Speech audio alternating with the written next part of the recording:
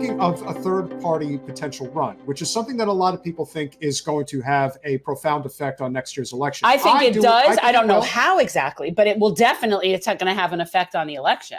Well, apparently we thought first, I mean, listen, we also have to remember that in our country, we are stuck in a very unfortunate quagmire, which is our election season never ends.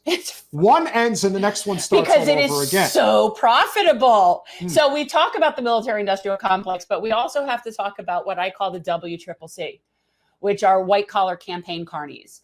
And it's sort of that whole election partisan consulting class. And it's also very profitable. So the longer that you can have election season go, the more people get to ride that carny payroll. That's the whole point of it. RFK's position on Israel is as bad as anybody's. As bad as anybody's. And the fact that he is in denial of the occupation. And again, talk about a guy who definitely knows the score, despite what he's telling you, because he knows, and he has said as much on Joe Rogan, that the CIA murdered his father and his uncle. Now, if he knows that, then he definitely knows that Israel is an occupied territory. Well, I mean, he needs to get his head out of Rabbi Shmuley's tuchus. He seems to think that that vote is so significant that it's actually going to help him win the election. I know, but it's really hurting him. And you know how I know that it's really going to hurt him? Is because I look at people like Kim Iverson, who I do respect very much. And you guys know I really appreciate Kim. And she was very much a supporter. And was very, interested in him. And I don't know where she stands now on it. I don't know. I haven't spoken with her about it, but I can tell the way she's been covering it is his stance on Israel is absolutely affecting her. And so if she is a typical, type of supporter, she tends to be libertarian. She tends to be, on certain issues. And if that's really turning her off, I have to imagine she's not alone. And so a lot of the people that were supporting him, this is not a good look. He somehow, in my estimation, thinks that this is going to win him a lion's share of the Jewish vote. Well, he's in for a very rude awakening. Not happening. And I still think that a lot of that Jewish vote, knee-jerk, will ultimately go to Donald Trump. Well, this is the thing. The Jews. What did Donald Trump do? What did Donald Trump do? Well, he moved the embassy to Jerusalem, but of course, notice how nobody's, challenged that since. But I think that if what he's going for, if what RFK is going for, the Jews that he's going to pull are Trump Jews. I agree with that. He's not going to pull any Jews from the Democratic Party on this. So, I mean, I'm just saying, if that's his audience, but people like Rabbi Shmuley are Republicans. The Jews that always vote Israel first, most of those people are Republicans. Even if they're registered independents, their knee jerk is to vote Republican. Yes, it's just the way it is, and we see it as a microcosm in South Florida. But and again, there are exceptions, but generally speaking, Jews that tend to prioritize Israel for their voting purposes tend to vote Republican. Now, so yeah. On the flip side of the coin, apparently RFK has made a determination that we are going to be able to get a swing in the other direction when it comes to the black vote in the Democratic Party. Now, I'm not going to tell you why. I'm going to play the clip. You'll see exactly why. And so what I focus on are things that I believe I can change to make things better. And the two things that need to be changed is our education system, which is crippling a generation. It's a crime against a generation of black children, and we've got to fix that system. And everybody can get behind that, and politically it is doable. The other thing that we can do is to build opportunity for black neighborhoods to actually build businesses, and I know how to do that, and you can do it through empowerment zones, through tax credits, through loans, through direct grants, through education, because there's no accrued business knowledge in those, and there's no accrued income or inheritance money.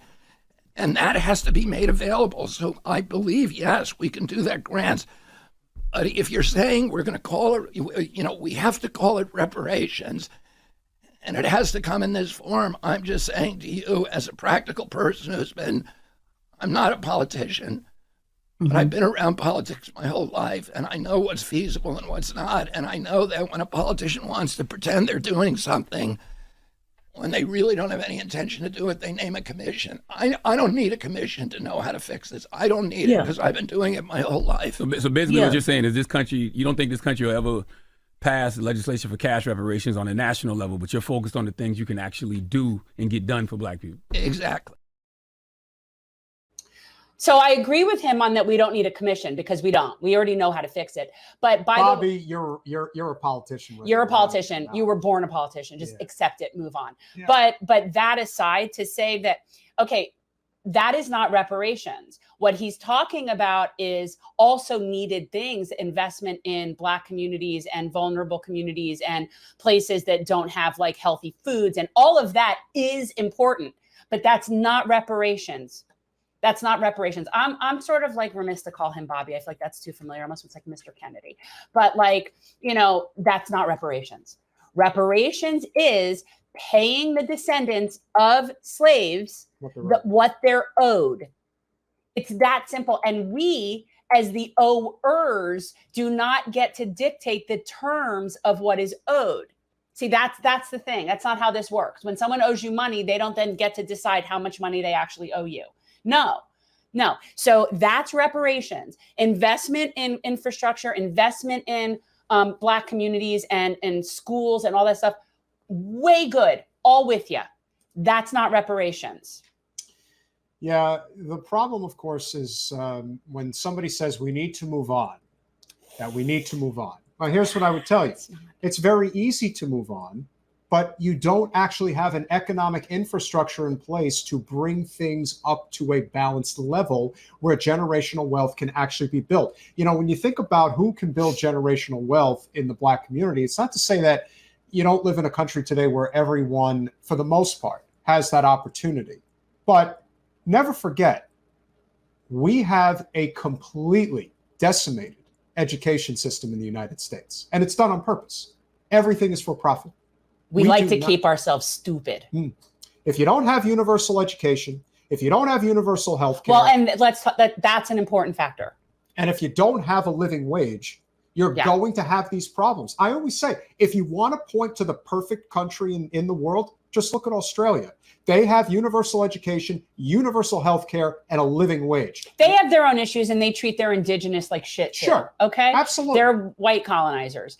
So, but I don't see how he can be standing there and talking about infrastructure and helping raise up a Black community, but you don't support healthcare. My point is that in Australia, their poverty rate is under 5%.